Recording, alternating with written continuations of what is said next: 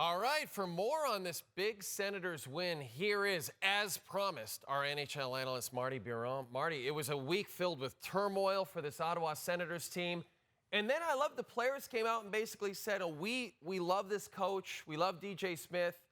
But the thing is, you kind of got to back it up on the ice, don't you? And, hey, give the Sens credit. They absolutely did that on Wednesday night. Yeah, they did. Now, it wasn't only the players backing up DJ Smith. It was DJ Smith backing up his leaders, right? He said Brady Tkachuk is one of the best leaders in the game.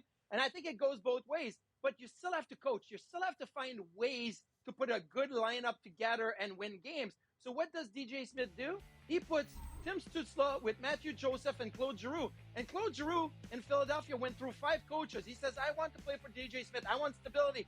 And that line against the Leafs was amazing. They combined for 10 points. 6-3 were the high danger chances. 13-7 the scoring chances. They buzzed from behind the net on transition. They really were the best line for the Ottawa Senators.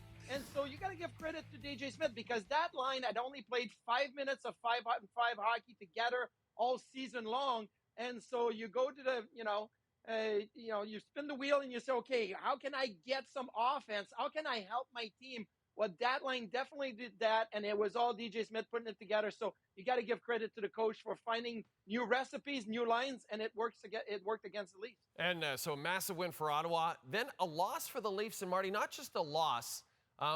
The Leafs have allowed 34 goals in 7 home games this season, so almost 5 goals a game, Marty. That's a lot.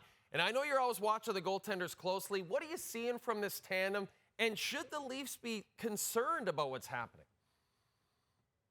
Well, they should be concerned because Samsonov needs to find his game again. Like Joseph Woll had a bad game against the Ottawa Senators, and that's his first bad game of the season. But over the last 4 games, he's 1-3 and given up 16 goals. So you say, okay, there needs to be some adjustment when you look at Joseph Woll. Starting of game, right? This is the first shot, and he's kind of looking behind him. Where is it? Not tracking it well. A simple shot to the low glove side. He tries to get his pad in front of him. He needs to track it and use his stick right there.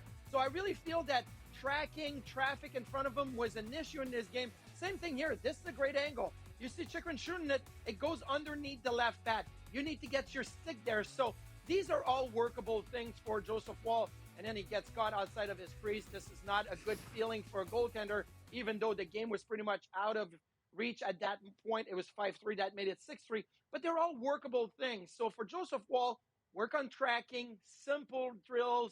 Everything's going to be fine. He's played well this season. For Samsonov, you need to rebuild a game. You need to spend a lot of time on movement, on not guessing. So both of them have their work cut out for them. But I'm concerned with Samsonov, not concerned about Joe Woll right now when it comes to the Leafs.